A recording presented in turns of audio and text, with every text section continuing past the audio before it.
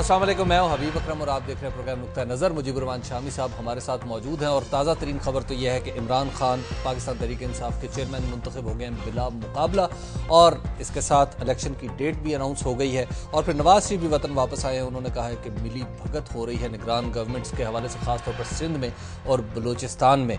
और फिर निगरान वज़ीर आज़म कौन हो रहा है, इस पर भी बात करेंगे। शामी साहब, इमरान खान साहब की तहरीक इंसाफ के वो अब बाकायदा चेयरमैन हो गए अपनी ही तहरीक के, यानी बिला मुकाबला मुंतखब हो गए। वैसे इमरान खान साहब ने यह ऐलान किया है कि वो 2 टर्म से ज्यादा चेयरमैन नहीं रहेंगे। हाँ। यानी जो मेरा ख्याल है कि 1 टर्म ये और एक आइंदा आने वाली को है। 8 साल के बाद चेयरमैन जो है वो तब्दील हो जाएगा। ये शायद पहली मिसाल होगी। हाँ, ये मिसालें तो बहुत सी। असगर खान साहब ने भी ये कोशिश की थी। अच्छा। मियां महमूद अली कसूरी साहब मरहूम जो है, खुर्शीद कसूरी साहब के वालिद, वो लीडर मुंतखब हुए थे उनकी जगह। अच्छा। कोशिश की गई, लेकिन इतने बड़े पैमाने पर जो इतनी बड़ी पार्टी है, उसकी तरफ से पहली कोशिश मालूम हो रही है। तो गोया इलेक्शन के बाद वो जो एक कहा जा रहा था कि पार्टी के अंदर जब इलेक्शन होंगे तो पार्टी शायद कई हिस्सों में बट जाए, वो देखने में नहीं आया, कम से कम अब तक नहीं आया। देखिए, लड़ाई झगड़े तो होते हैं और बहुत से, यानी आम इंतखाबात जो होते हैं मुल्क में, उनमें कितने झगड़े होते हैं, कितने हंगामे होते हैं, लोग किस तरह उलझते हैं, पार्टियां किस तरह उलझती हैं। तो इसका नतीजा ये तो नहीं कि हम इलेक्शन ही ना कराएं जी। तो पार्टी के इंतखाबात में भी सब कुछ होगा। इसको काबू किया जाना चाहिए, इसको कम से कम करना चाहिए, लेकिन इसका मतलब ये नहीं है कि पार्टी में इंतखाबात ना हो। अब शामी साहब, पीटीआई के जो कल इलेक्शन होने हैं उसमें वाइस चेयरमैन का भी इंतखाब होना है, और वाइस चेयरमैन के लिए आमने सामने जो ताज़ा तरीन इत्तलात हैं वो शाह महमूद कुरैशी साहब और खुर्शीद कसूरी साहब आमने सामने। माशाल्लाह, देखिए खूब से खूब तर की बात है। खुर्शीद कसूरी साहब जो है, देखिए मैंने अपनी जिंदगी में जो दयानतदार तरीन लोग देखे हैं ना सियासतदानों में, उनमें खुर्शीद कसूरी है। अच्छा। और इसी तरीके से शाह महमूद कुरैशी जो है, आप उनसे जो भी इख्तलाफ करें, उनकी दयानत पर कोई उंगली नहीं उठा सकते। ठीक बात है। तो बात अब ये, अगर वो मुंतखब हो जाए वो भी ठीक है, वो मुंतखब हो जाए वो भी ठीक है। देखिए कांग्रेस कितनी बड़ी जमात थी, ठीक है, और उसमें कितने बड़े बड़े लीडर थे। मौलाना अबुल कलाम आजाद, पंडित जवाहरलाल नेहरू, राजगोपाल आचार्य कृपलानी, राजेंद्र प्रसाद, राधा कृष्णन पटेल, मतलब एक दर्जनों के हिसाब से एक ही कैलिबर के लोग। आप ये कह नहीं सकते थे कि ये आगे है ये पीछे है जी। और वो पार्टी चली और उसमें इलेक्शन होते थे और लोग मुंतखब होते रहे, और उसके बाद वो पार्टी जो है फैलती चली गई। बट शामी साहब, इतनी गैलेक्सी ऑफ लीडर्स में से एक आदमी को वाइस चेयरमैन बनाना, ये ऐसा नहीं होगा कि दूसरे भी तो इतने बड़े होंगे। देखिए आप कर, मुस्लिम लीग में भी ये होता रहा। मुस्लिम लीग में ये तहरीक हुई कि कायदे आज़म को एक मुंतखब कर लिया जाए सदर, ठीक है, यानी क्योंकि तहरीक पाकिस्तान के दौरान वो सदारत करे। उन्होंने कहा नहीं, हर साल इलेक्शन होते थे और वो बिला मुकाबला मुंतखब हो जाते थे। जो इंतखाब है ना, वो इतनी जरूरी चीज है। देखिए ये जो इमरान खान साहब हैं, अब मैंने उनको बहुत करीब से देखा है, और कई, अब देखिए मैं तकरीबन आप समझे 25 साल से ज्यादा अरसा हो गया उनको देखते हुए। अच्छा। देखिए एक पहली बात तो ये, पैसा नाम की कोई चीज जो है उनकी जिंदगी में नहीं है। पैसे की एक मामूली सी जो ख्वाहिश है, हिरस और हवस तो छोड़ दे, मामूली सी ख्वाहिश है, वो नहीं है। अच्छा। और अगर सियासत में ना आते तो पैसा उनके पास था, शोहरत उनके पास थी, दौलत उनके पास थी। देखिए अब भी वो क्रिकेट पे कमेंट्री करते हैं, लाखों डॉलर मिल जाते हैं उनको। ठीक बात। लेकिन अब वो कहते हैं जो पैशन था, पाकिस्तान को तब्दील करने की जो उमंग दिल में पैदा हुई, उसने उनको मजबूर किया सियासत में आने पर। और एक किस्म आप देखिए कि कई साल, 15-16 साल हो गए हैं इसी सहरा की क्या कहने, सहरा नवर्दी में मुब्तला है। और देखिए ये जो हमारी लीडरशिप थी ना, कायदे आजम, गांधी जी, पंडित जवाहरलाल नेहरू, लियाकत अली खान, जफर अली खान, राजेंद्र प्रसाद, ये सारे जो लोग हैं, ये क्यों आए थे सियासत में? ये तब्दील करना चाहते थे कुछ। ठीक। ये ना पैसा कमाने आए थे, ना कोई कुर्सी की ख्वाहिश से आए थे। इन्होंने तब्दील किया, फिर हिंदुस्तान पूरे को पाकिस्तान बनाया, आजाद किया। हिंदुस्तान भी आजाद हुआ, पाकिस्तान भी कायम हुआ और आजाद हुआ, और फिर हम लोगों को मौका मिला कि हमारे अंदर जो जौहर है वो आश्कार हो। तो इमरान खान लीडरों की उसी नस्ल से ताल्लुक रखते हैं जो एक आदर्श रखती है, एक आइडियल रखती है, एक उमंग है। वो कहते हैं मैं ख्वाब देखता हूं, मेरे कुछ ख्वाब हैं और मैं उन ख्वाबों को पूरा करना चाहता हूं। और ये मैंने देखिए इमरान खान साहब, इसका मतलब ये नहीं है कि दूसरा कोई पाकिस्तानी सियासतदान जो है वो ख्वाब नहीं देखता और वो मुल्क के लिए नहीं सोचता। जब नवाज शरीफ साहब के पास बैठता हूं मैं, वो भी उसी मुल्क के बारे में सोचते नजर आते हैं। और हमारे मुखालिफ कितने भी इस पे वो करें जरदारी साहब पर, लेकिन उनके आप मजलिस में बैठे तो मुल्क के बारे में वो भी मुतफक्कर नजर आएंगे और सोचते। फिर इन दोनों लोगों ने तो कुर्बानियां भी दी हैं, जेल गए, जेल गए हैं, वापस आए हैं, मुल्क से बाहर रह जाते हैं। नवाज शरीफ साहब को क्या कमी थी किस चीज की? आखिर क्या चीज उनको वापस लेके आई है? और इसी तरह जरदारी साहब है, उनसे आप इख्तलाफ कर लीजिए जो लोग हमारे दोस्त करना चाहते हैं, लेकिन वापस आए। बेनजीर भुट्टो वापस आई तो पता था मेरे पीछे लगे हुए लोग, और जान दे दी एक ज़ाब्ते असूल पर, नजरिए पर, और कहा कि मैं कॉम्प्रोमाइज नहीं करूंगी टेररिज्म से। तो देखिए वो इमरान खान जो हैं, एक तो उनको भी मुबारक और उनकी जो पार्टी है उसको भी मुबारक, ठीक है, क्योंकि इमरान खान जो है एक आउटस्टैंड करते हैं। और हकीकत ये है कि हमारी जो अगर वो थोड़े से अपने कुछ मामलात को दुरुस्त कर लेंगे, नहीं जो है ना एक बहुत तल्ख जबान इस्तेमाल होती है, ये मुझे पीटीआई का जो एक इनकलाबी कल्चर है ना, उसमें जुबान बड़ी तल्ख हो जाती है बातों का। नौजवान भी हैं, उनके अंदर उमंग भी है, वो क्रिटिसाइज भी करते हैं, पंजाबी में कहते हैं चीचियां बटते हैं हर वक्त। अगर थोड़ा सा नॉर्मल हो जाए तो कोई बुरी बात नहीं है। अच्छा शामी साहब, अब इमरान खान साहब का ही नहीं बल्कि नवाज शरीफ साहब का भी और आसिफ अली जरदारी साहब का भी टेस्ट आ गया 11 मई, 11 मई को। देखिए अब जिसको लोग चाहते हो वो उसको अपना लीडर मुंतखब कर ले, जो उसकी पार्टी को वोट दे। अब हर पार्टी को हक हासिल है कि अपने औसाफ गिनवाए। तहरीक इंसाफ अपनी कैंपेन चला रही है, मुस्लिम लीग नून अपने दावे कर रही है, पीपल्स पार्टी अपने जोड़ तोड़ में मसरूफ है, मुस्लिम लीग काफ जो है अपने लिए स्पेस पैदा कर रही है। और चौधरी शुजात हुसैन का जिक्र नहीं आया। चौधरी शुजात हुसैन जितने जीरक इंसान जो है ना, वो पाकिस्तानी सियासत में बहुत कम पैदा हुए होंगे। लेकिन वो मामला फहम जो है, लेकिन वो जीरक इंसान के इलेक्शन की इस भट्टी से निकल जाएगा।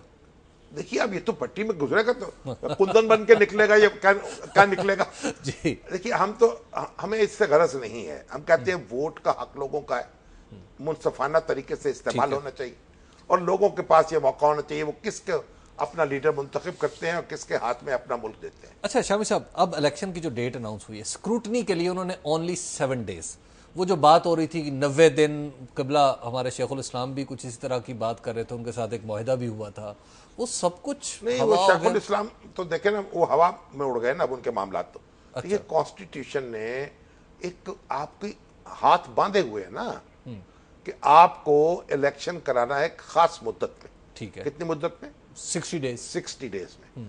अच्छा 60 दिन में अगर आप 45 दिन स्क्रूटनी पर लगा दें तो फिर क्या बनेगा? लेकिन शामी साहब इसका मतलब ये भी तो नहीं कि सिर्फ 7 दिन दें, ये तो कागजात देखने में लग जाए। सिर्फ 7 दिन जो है, आप देखिए ये बड़ा एक पेचीदा मामला है। अच्छा, इलेक्शन कमीशन के पास इस तरह के कोई पावर्स नहीं है कि लोगों को फौरी तौर पर वो नाअहल करता चला जाए। इसके लिए कुछ लेजिस्लेशन करनी पड़ेगी, कानून साजी, और कानून साजी अब होगी नहीं। अब जो केयर टेकर गवर्नमेंट बनेगी, अगर वो ऑर्डिनेंस जारी करती है तो फैसिलिटेट करने के लिए तो दुरुस्त हो सकता है अदालत जो है वो कहे कि जनाब इस पे ऑर्डिनेंस जारी किया जाए। अब ये वो मुकाम है जहां पर जलते हैं। ब्रेक ले लेते हैं, फिर ब्रेक के बाद हम गुफ्तगू यहीं से शुरू करते हैं। आप देखते रहिए नुक्ता नज़र।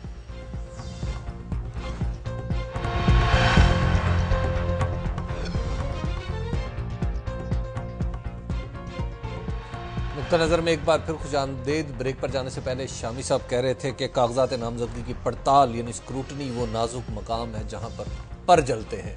देखिए जो हमारे इनकलाबी तसव्वुरात है ना, इनकलाबी ख्वाहिशात है, हाँ। अच्छा, दरम बरम हो जाए मामला, इस तरह लोग लाइनों में खड़े करके डिस्क्वालीफाई कर दिए जाए। हाँ। ये काम मौजूदा कानून के दायरे में नहीं हो सकेगा। क्यों? मैं बताऊंगा आपको। अच्छा, तफसील से गुफ्तगू करेंगे। अच्छा, कल करेंगे। चलिए। इसके लिए बड़ी कानूनी सपोर्ट चाहिए होगी। अच्छा, caretaker government, supreme court, election commission, जी, ये मिलकर ये घेराव करेंगे ना जब, अच्छा, तो फिर ये काबू आएगा। आखिर ये देखिए कोई ऐसा मामूली शिकार नहीं है ये। तो शामी साहब वो जो कागजात नामजदगी में वो जो इतनी सारी इंफॉर्मेशन थी, अब उसका हम क्या करेंगे? वो डिटेल आ जाएगी आपके पास ना, उसके बाद उस पर कार्रवाई कैसे करनी है। हाँ। ये बड़ी इसमें उलझने हैं। इसलिए ये जो कमेटियां बना के बैठे हुए हैं ना, और नवाज शरीफ साहब भी कह रहे हैं ये तो जमहूरी प्रोसेस है, इख्तिलाफ राय होता है। हाँ। ये निगरान वजीर आजम का नाम जी जी चुन रहे हैं ना, बिल्कुल, पार्लियामानी कमेटी, और इत्तेफाक नहीं हो रहा। हाँ। मैं एक बात इनसे कहता हूं, अपने मुंह पर, चेहरा मुबारक पर कोई मोम की नाक ना लगा ले कि एक थपेड़ा इधर से आए तो उधर मुड़ जाए, उधर से आए तो उधर मुड़ जाए। अच्छा। तो ये जो दोनों जमातें हैं, हाँ। ये कुछ अपने बारे में अच्छी तरह गौर कर ले, ठीक है, और ऐसा केयर टेकर वजीर आजम लेकर आए जिस पर ये भरोसा कर सके, जो इन सियासतदानों के भी सुने। अच्छा, ऐसा ना हो कि मुकर्रर होने के बाद इनके साथ वही हो जो इलेक्शन कमीशन ने वजीर कानून के साथ किया कि 18 मार्च को तशरीफ ले आए। उन्होंने कहा मैं तो वजीर ही नहीं रहूंगा, मुलाकात खत्म हो गई। तो ये इनके अपने फायदे में है, बाकी जो इनकी ख्वाहिश है जो मर्जी करें। अच्छा शामी साहब, ये जो जी ये आपसे करूं, जो स्क्रूटनी है ना, इन्होंने 7 दिन रखे, 7 दिन। अब ये जो कोई, मैंने देख रहा था, मैंने इलेक्शन का डेटा, 2002 में ये स्क्रूटनी 26 अगस्त से लेकर 2 सितंबर तक हुई थी, यानी अगेन कोई 7 दिन, 7 दिन, क्योंकि नोटिफिकेशन हुआ उसने 16 अगस्त को जी, और हतमी फहरिस्त जारी कर दी 15 सितंबर को, और पोलिंग हुई 10 अक्टूबर को। गोया एक 25 दिन जो है वो मिल गए कैंपेन के लिए। ठीक है। इसी तरह आप 2008 में जाएं तो स्क्रूटनी 27 नवंबर से लेके 3 दिसंबर तक हुई 2007 के। ठीक है, ये भी आप देखिए 7 दिन मिल गए, तो कोई नया इजाफा नहीं है ये। अच्छा, ये दोनों, ये जो इलेक्शन है, इससे पहले जो इलेक्शन हुए हैं, हाँ। उनमें स्क्रूटनी के लिए कभी 1 दिन, कभी 2 दिन, कभी 3 दिन मिलते रहे। ठीक है। ये 2002 में, 2008 में 7-7 दिन मिले हैं। ये आमरीयत की रवायत है। नहीं, आप उसे आमरीयत कह लीजिए या उसे आप सिविल सोसाइटी का प्रेशर कह लीजिए। ठीक है। बहरहाल ये उन दोनों इंतखाबात में यही काम हुआ है। हाँ, इलेक्शन कैंपेन जो है, देखिए जो 2008 का था, उसमें तो इलेक्शन मुलतवी करने पड़े, मोहतरमा बेनजीर भुट्टो की शहादत हो गई। ये इलेक्शन होने थे 8 जनवरी को और हुए 18 फरवरी को। तो अब ये जो इन कैंपेन का पीरियड ज्यादा था इनमें। अब इसमें कैंपेन जो है जी, वो कमोबेश 19 अप्रैल को शामी साहब हतमी फहरिस्त आती है, आएगी, बिल्कुल ठीक है, और 11 तारीख को पोलिंग। तो 20-21 दिन होंगे। हाँ। ये 25 दिन का भी महीना मिलता रहा है, तो अच्छी बात है। कैंपेन जितनी भी मुख्तसर हो, हालात भी बड़े खराब है, दहशतगर्दी के खतरे भी मौजूद है, और ज्यादा बड़ी लंबी कैंपेन करने से एक वसाइल भी ज्यादा खर्च होते हैं। ठीक बात। सियासी जमातें जो कम वसाइल रखती हैं वो हाँप जाती हैं। जो आपको पता है, जो मशरकी पाकिस्तान का जो सानिया, वो जो हमारा इलेक्शन था 1970 का, जी जी, उसमें कैंपेन शुरू हो गई थी 1 जनवरी 1970 से। इलेक्शन हुए हैं जाके दिसंबर 1970 में, जी, क्योंकि मशरकी पाकिस्तान में वो तूफान भी आ गया था, सैलाब आ गया। बिल्कुल 1 साल के लगभग कैंपेन जारी रही। अच्छा, जो जमातें इब्तदा में बड़ी शान से उठी थी, जिनमें जमात इस्लामी थी, पीडीपी थी, पाकिस्तान डेमोक्रेटिक पार्टी, 4 पार्टियां जो मिल गई थी, एयर मार्शल असगर खान साहब की पार्टी, चौधरी मोहम्मद अली साहब की निज़ाम इस्लाम, एयर मार्शल असगर खान की जस्टिस पार्टी थी, और ये नवाज़ नसरुल्लाह खान साहब की 8 नुकाती अवामी लीग, और नूरुल अमीन साहब का एक यूनाइटेड डेमोक्रेटिक फ्रंट था, और महमूद अली साहब उनके साथ थे। इन सब ने मिलके एक पार्टी बना ली थी। अच्छा, उसका नाम रखा था पाकिस्तान डेमोक्रेटिक पार्टी। ठीक है। और वो एक शान से उठी थी कि बस ये तो छा जाएगी। अच्छा, 70 के पहले अशरे में यूं नजर आ रहा था कि ये पीडीपी जो है वो सबको टेक ओवर कर लेगी। ठीक है। और बल्कि ओवरटेक कर लेगी। अच्छा। और जमात इस्लामी तो कमाल जनाब, मजदूरों में जीत रही है, तालिब इल्मों में जीत रही है। यहां जुलूस निकाला शान इस्लाम का, जनाब लाखों अफराद उसमें शरीक हुए, और वहां ढाके में भी बड़ी कंपेनी। लेकिन जो जो वक्त गुजरा आगे, ये लीडर हाँपते गए, इनके वसाइल खत्म होते गए, जो नफरतें फैलाने वाले मुजीबुर रहमान साहब तूफान आ गया उनके लिए, वो आगे बढ़ते गए। यहाँ भुट्टो साहब जो थे वो एक नई पॉलिटिक्स कर रहे थे, जवान उनके गिर्द कट्टे थे, वो आगे बढ़ते गए। नतीजा उसका ये हुआ, 1 साल की कैंपेन ने पाकिस्तान का इंजर पिंजर हिला दिया। तो शामी साहब, ये जो मुख्तसर कैंपेन है, ये मुख्तसर कैंपेन इतनी ही होनी चाहिए। 2.5-3 हफ्ते से ज्यादा कैंपेन की जरूरत नहीं है। अच्छा, तो ये किसी को फायदा नुकसान नहीं पहुंचे? नहीं, फायदा नुकसान नहीं होगा, ताकि इसमें मतलब ये तमाम जमातें जो हैं उनको अभी कंपेन तो शुरू कर रखी थी ना जी, जो वफाकी हुकूमत थी। वो भी कंपेन शुरू थी उसकी, इश्तहार पे इश्तहार, कामयाबी पे कामयाबियां, कारनामे पे कारनामे।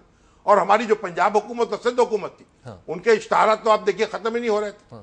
वो भी अपने कारनामे बयान कर रही थी, कंपेन तो जारी थी ना। ठीक है। अब पीटीआई है, उसके भी जलसे हो रहे थे, और अब तो उनका इलेक्शन भी हुआ, अब उनका 23 मार्च को जलसा होगा। तो मतलब यह है कि कंपेनिंग तो जारी थी। और हर 24 मार्च को जनाब परवेज मुशर्रफ साहब भी आ जाए, की आमद भी है। उनका पैगाम मिला उनकी सेक्रेटरी इंफॉर्मेशन का कि जनाब आ जाइए दुबई। अच्छा। और उनके साथ आइए। हमने कहा 23 मार्च को यहाँ लाहौर में तमाशा देखेंगे कुछ ना कुछ सियासी, तो वहां जाने का अभी कोई यारा नहीं है। साथ वही आए जो उनके साथ गए थे। हाँ, वो गए थे। बहुत से लोग जाएंगे आएंगे भाई आखिर। बिल्कुल। वो भी एक शामी साहब, ये निगरान गवर्नमेंट जो है, ये किस तरफ, इसका ऊंट किस करवट बैठे? देखिए, मैं तो समझता हूं कि ये निगरान हुकूमत पर जो अभी तक शॉर्ट लिस्ट नाम हुए हैं, उनमें किसी पर आपको एतराज नहीं कर सकते। इसको इनको चाहिए, अगर कुछ नहीं होता कुर्रा डाल लें, कुरान से मामला हल कर ले। एक नाम पे ये खुद ही मुत्तफिक हो जाए, इनके लिए, सियासतदानों के लिए अच्छी बात है। ये इलेक्शन कमीशन के पास मामला न जाने दे, अगर ना चला भी जाएगा तो फिर इलेक्शन कमीशन फैसला कर लेगा। क्यों ये तासुर मिले कि सियासतदान फैसले नहीं कर सकते, उनके फैसले गैर सियासी कुव्वतें करती हैं। अभी आप देखें, हर सियासतदान उठता है मैं सुप्रीम कोर्ट जाऊंगा। भाई आप खुद क्यों नहीं अपने मामला तय करते? कभी कोई सुप्रीम कोर्ट जा रहा है, कभी कोई इलेक्शन कमीशन के पास जा रहा है। पहले जीएचक्यू में जाते थे, अब इनको वहां से दरवाजे बंद हुए हैं, तो अब सुप्रीम कोर्ट का दरवाजा खुल गया, फिर इलेक्शन कमीशन का खुल जाएगा जी। लेकिन ये कब तक एक दूसरे को दरवाजे खोल के दूसरे धक्के देते रहेंगे? लेकिन शाम साहब, जो निगरान गवर्नमेंट्स हैं, खासतौर पे एक तो ये इस निगरान गवर्नमेंट के बारे में आज मियां नवाज शरीफ ने कहा कि जनाब होता है तो इलेक्शन कमीशन की तरफ मामला चलता है, चला जाए। वो फैसला कर लेगा। लेकिन क्यों आप क्यों ना करें फैसला? अच्छा, तो ये यानी अगर सियासतदान ये फैसला नहीं कर पाते तो शामी साहब जो फैसले किए हैं सियासतदानों में, उन पर भी मियां नवाज शरीफ साहब को इतराज है क्या? वो सिंध को कह रहे हैं मिली भगत। देखिए, मुसीबत तो ये है ना कि हमारा सिस्टम ऐसा है, जो हमने जो आईनी इंतजाम किए थे, अब उसके अंदर ये चोर दरवाजे रखे हुए हैं। अब एमक्यूएम जो है वो बैठ गई जनाब अपोजिशन लीडर बन गई, और उसके साथ उन्होंने तय कर लिया। गवर्नर तो एमक्यूएम का मौजूद था, अब चीफ मिनिस्टर पीपल्स पार्टी का नॉमिनी आ गया, जस्टिस जाहिद कुर्बान अलवी साहब। अच्छे भले आदमी हैं, मतलब जज हैं, आखिर जज तो बावकार ही होता है भाई। साबक जज जो है तो वो भले आदमी हैं। लेकिन सवाल ये है कि जब ये अपोजिशन और हुकूमत दोनों ने फैसला कर लिया, अब दस्तूर के फिकही तकाजे पूरे कर दिए गए। ठीक है, जैसे आप चलिए ब्रेक ले लेते हैं। ब्रेक के बाद गुफ्तगू यहीं से आगे बढ़ाते हैं। आप देखते रहिए नुक्ता नज़र।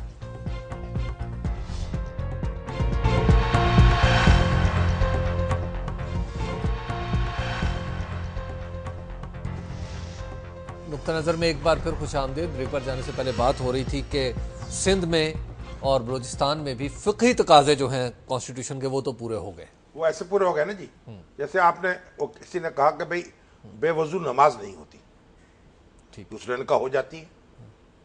उन्होंने कहा कैसे? उन्होंने कहा मैंने पढ़ी और मेरी हो गई। अब आप नमाज तो पढ़ा सकते हैं, वजू तो नहीं करा सकते ना।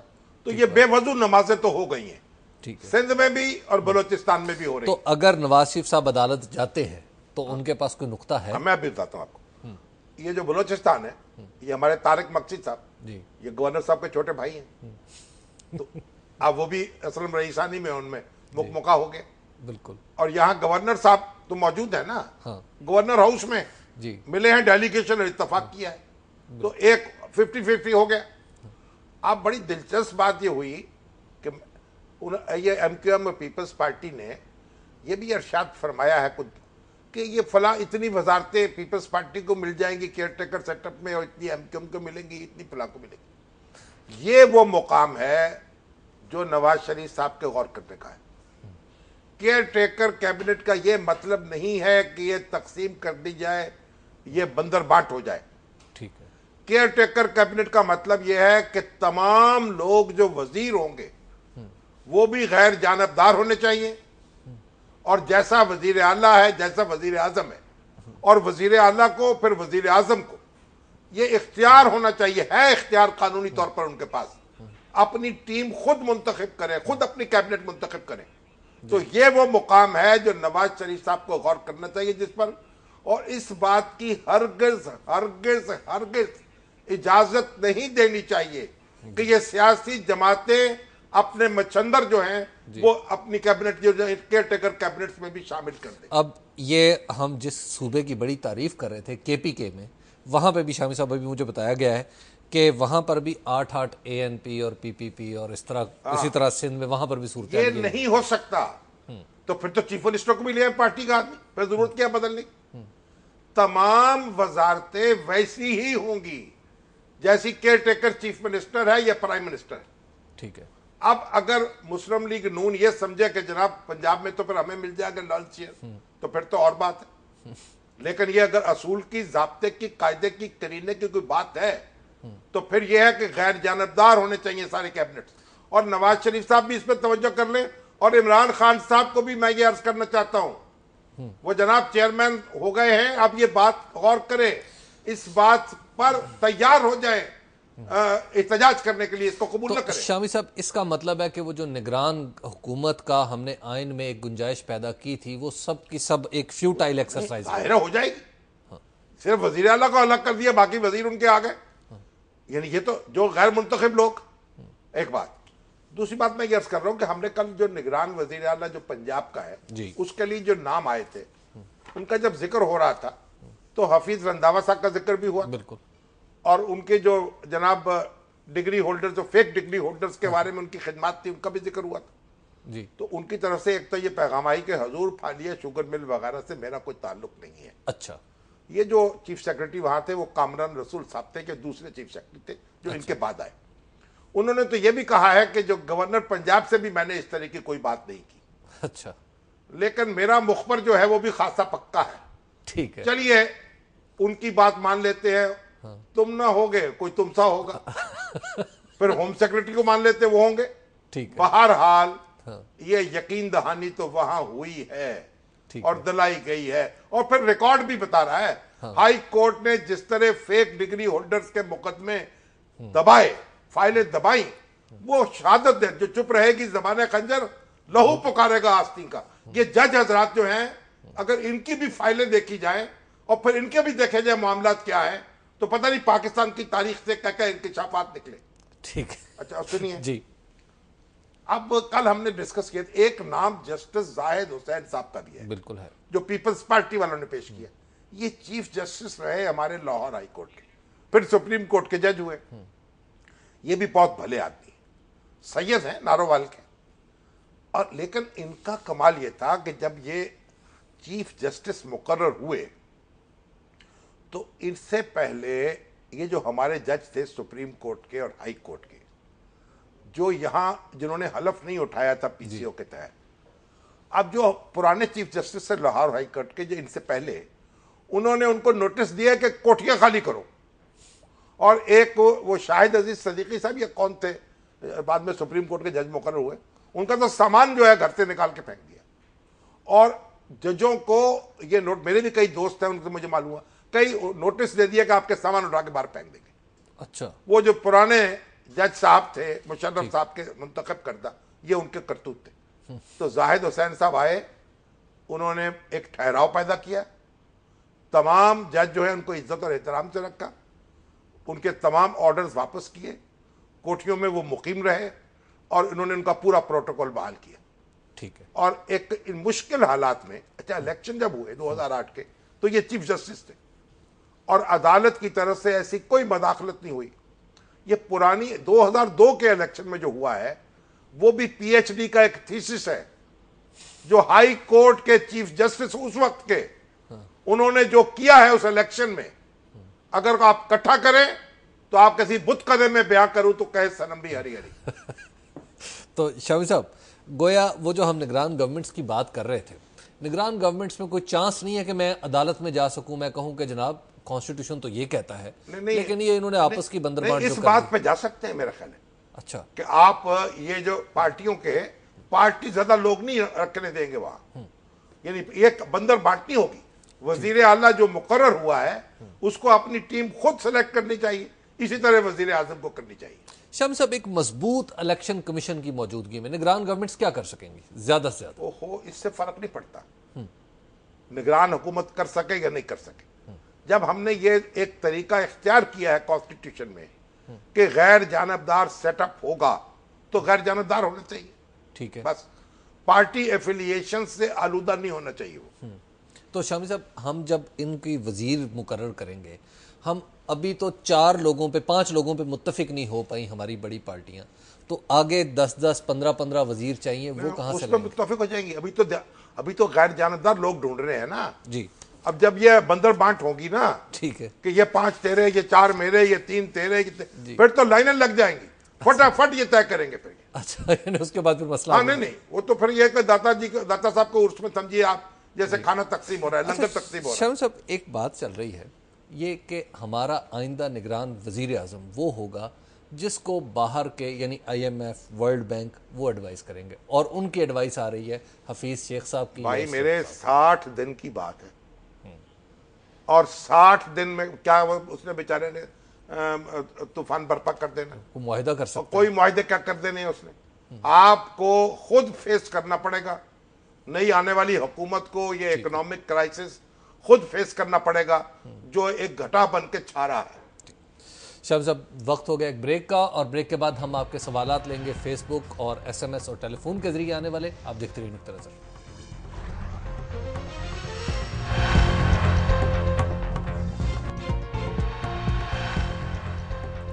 नुक्ता नजर में एक बार फिर खुश आमदेद। ये सेगमेंट है आपके सवालात का, और सबसे पहले हमारे साथ मौजूद है अनवारुल हक साहब हासिलपुर से। जी अस्सलाम वालेकुम अनवार साहब। जी वालेकुम सलाम शामी साहब, क्या हाल है? आपकी दुआ जी।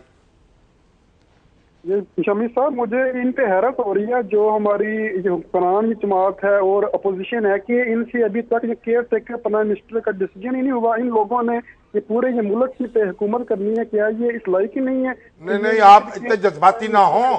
दस्तूर में जो वक्त दिया गया है वो तकरीबन 8 दिन बन जाते हैं, उसके मुताबिक ही कार्रवाई हो रही है। वैसे तो जो निगरान वजीर आजम के लिए नाम पेश किए गए हैं ना, और खुद यहाँ निगरान वजीर आला के लिए भी हमारे पंजाब में, उनमें तो आप यानी खूब से खूब तर की बात है, उनमें तो कुर्रा डाल लें आप। ठीक, देखिए जो हमारे गवर्नर हैं इशरत हुसैन साहब स्टेट बैंक के, और नासिर असलम जाहिद साहब, अगर तो आपको इकोनॉमी की कोई फिक्र करनी है तो फिर इशरत हुसैन साहब है, और ओवरऑल आपने को मामलात को देखना है तो जाहिद। अब उन नासिर असलम जाहिद जो आप इनमें कुर्रा डाल लें, किसको किस पे तरजीह देंगे। यहाँ जस्टिस आमर रजा है, अब जस्टिस जाहिद हुसैन है, किसको किस पे तरजीह देंगे? आप कुर्रा डाल लें, तो कुर्रा डालने में क्या हर्ज है? हाँ, ये भी एक तरीका है डिसीजन। इलेक्शन कमीशन में भेजना भी तो कुर्रा ही डालना है ना। हाँ, ठीक बात है, तो यहीं पे डाल लें। शाम साहब, मोहम्मद बिलाल साहब है मंडी। एक बात मैं अर्ज कर रहा हूँ यहाँ, ये जो तारिक परवेज साहब है ना, जो वजीर आला निगरान बने हैं सूबा पख्तूनख्वा में, खैबर पीके में, उन्होंने हलफ भी उठा लिया शायद। जी, हलफ उठा लिया। अब मैं उनको भी अर्ज करना चाहता हूँ, किसी कीमत पर वो अपनी जो कैबिनेट है वो ऐसी ना ले आए जो पार्टीजन हो। वो तो पार्टीजन हो रही है, वो तो 8-8 के नाम आ रहे हैं, और 12 और 8। ये उनकी जिम्मेदारी है, उनका इख्तियार है, ये कोई होती साहब का, दुरानी साहब का इख्तियार नहीं है, वो खत्म हो गया। ठीक, तारिक परवेज साहब चीफ जस्टिस हैं, सुप्रीम कोर्ट के जज रहे हैं, उनको अच्छी तरह अपनी इज्जत की हिफाजत करनी चाहिए। जी। मोहम्मद बिलाल साहब हैं मंडी मदरसा। जी अस्सलाम वालेकुम बिलाल साहब। वालेकुम सलाम रहमतुल्लाह। अल्लाह वाले हो, क्या हाल है? अल्लाह का शुक्र है, अल्हम्दुलिल्लाह। फरमाइए। शामी साहब ठीक हो? अल्हम्दुलिल्लाह। माशाल्लाह, इमरान खान बिला मुकाबला मुंतखब हो गए हैं, लेकिन क्या इलेक्शन में भी वो मुंतखब हो सकेंगे? अगर आप वोट देंगे तो मुंतखब हो जाएंगे। नूरुल हुदा है सियालकोट से। जी अस्सलाम वालेकुम। अस्सलाम वालेकुम। वालेकुम अस्सलाम। सर, मैं मुजीबुर रहमान शामी साहब से बात करना चाहता हूँ। मैं बोल रहा हूँ जनाब। सर, हम लोग जो है ना 2 दफा पाकिस्तान के लिए महाजिर हुए, ठीक है? अच्छा जी। 1947 में, 1974 में। ठीक है। 74 में क्या हुआ? 74 में हम लोग बांग्लादेश से जो है ना अच्छा माइग्रेट करके। ठीक, तो आप अपने वतन में आ गए बस? हाँ जी, ठीक है, फरमाएं आप। लेकिन हम लोगों के साथ इतनी ज्यादती हो रही है। क्या हो रहा है, क्या चाहते हैं आप? नाकाबिले बर्दाश्त है। मसलन हमारे गलियों में पानी खड़ा होता है, ना कोई सफाई का बंदोबस्त है। कौन सी बस्ती से बोल रहे हैं आप? कहाँ है बस्ती आपकी? कौन सी? सियालकोट बिजली मोहल्ले से। सियालकोट बिजली मोहल्ला जो है जनाब, वहाँ बड़े बड़े लोग रहते हैं। अब तो उनकी हुकूमत भी खत्म, ख्वाजा आसिफ साहब वहाँ हैं, वो जनाब फिरदौस आशक कावान साहबा वहाँ हैं, और बड़े अजमल चीमा साहब जो वहाँ हैं, वो डार साहब जो उमर डार, और उनके वालिद साहब इम्तियाजुद्दीन डार तहसील नाज़िम रहे हैं। आप तहरीक इंसाफ के चश्मे चला गए। ये सारे लोग हैं भाई, ये बिजली मोहल्ले की फिक्र करो, ठीक है, ये इन लोगों की सुनो। शामिद साहब, बशीर साहब हैं डेरा इस्माइल खान से जी। अस्सलाम वालेकुम। अस्सलाम वालेकुम जी। वालेकुम अस्सलाम जी। शामी साहब, मैं बशीर अर्ज कर रहा हूँ, ये हमने तमाम जिम्मेदारी जो है वो कोर्ट्स पर डाल दी है बेहतर इलेक्शन के लिए, अच्छी बात है, लेकिन अब महसूस ये किया जा रहा है कि कोर्ट्स का जो असली काम है लोगों को इंसाफ फराहम करना, वो उसकी तरफ से काफी हद तक लगता है कि गाफिल हैं, क्योंकि हमारा पीटीसीएल पेंशनर्स का पिछले 3 साल से केस कोर्ट्स में है और वो डिले ही हो रहा है। कौन सी कोर्ट में है? ये इस्लामाबाद हाई कोर्ट में और पेशावर हाई कोर्ट में। चलिए, अल्लाह ताला आपकी सुनवाई का कोई इंतजाम करेगा, लेकिन ये बात तो दुरुस्त है कि सुप्रीम कोर्ट ने और हाई कोर्ट ने ये निचली सतह तक इंसाफ की फराहमी का कोई इंतजाम नहीं किया, और इस वक्त अदालतें जो है वो यरगमाली बना ली गई हैं वकीलों की, और एक एक जिस तरह स्टे मिलते हैं, जिस तरह मुकदमे चलते हैं 3-3 साल, 4-4 साल, 5-5 साल। तो भाई साहब, ऊंची अदालतों में बैठने वालों, जरा ये जमीन पर बैठे हुए लोगों की फिक्र भी तो करो। हम सुयो मोटो के जरिए देखते हैं ना, कुछ करें हम नहीं, सुयो मोटो और चीज है जी, ये तो बराह रास्त जिम्मेदारी है।